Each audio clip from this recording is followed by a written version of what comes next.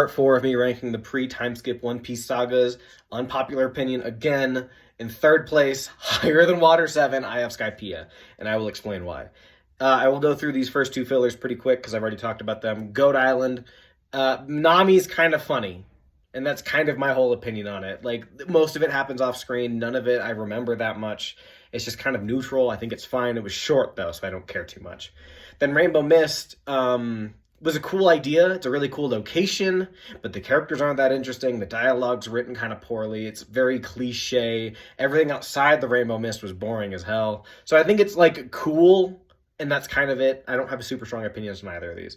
Then we're getting into the real stuff. Jaya was so had some really, really cool moments. It was short and it was a little slow at times, but the giants scene where we got to see the Skypians shadows, that was an insane scene, just with these huge giant people, was really cool.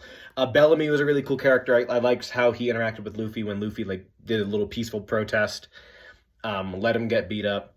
And then when he later came back and just one-shot Bellamy, I wish we got to see more of Bellamy, because Bellamy's power is really interesting in comparison to Luffy's. So really like Bellamy. We got to see Mashira and Cricket, who I think are interesting characters. We got to see some good lore setup with Nolan and Kalgara that is sets up for later. And then we got to see a lot of big people early on. Blackbeard's introduced here. We got to see Kuma and Whitebeard for the first time, Shanks really for the first time. We got to see Don Flamingo for the first time. Like a lot of introductions that were cool. Getting into the meat of it though, Skypiea is awesome. Skypiea is so cool. Really fun location. Gonfal's an interesting character. Conus is an interesting character. I really like that we got to see the impact dials and the shell dial technology thing, which I don't know if it's going to matter that much post-time skip, but really interesting way to do that. They had some really cool moments, especially around Eneru and the lore with Eneru. The island where God lives is an insane thing to just drop at the end of an episode.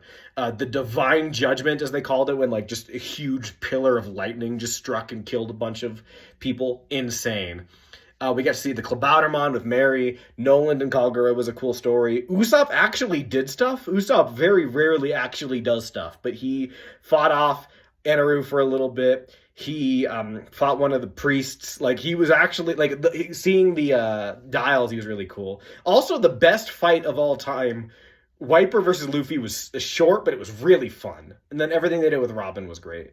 And then G8's great. Love Jonathan. Love G8. I just feel like this is shorter, and that they let it be better. They didn't have as much bad filler. It was just a really, really solid set of episodes.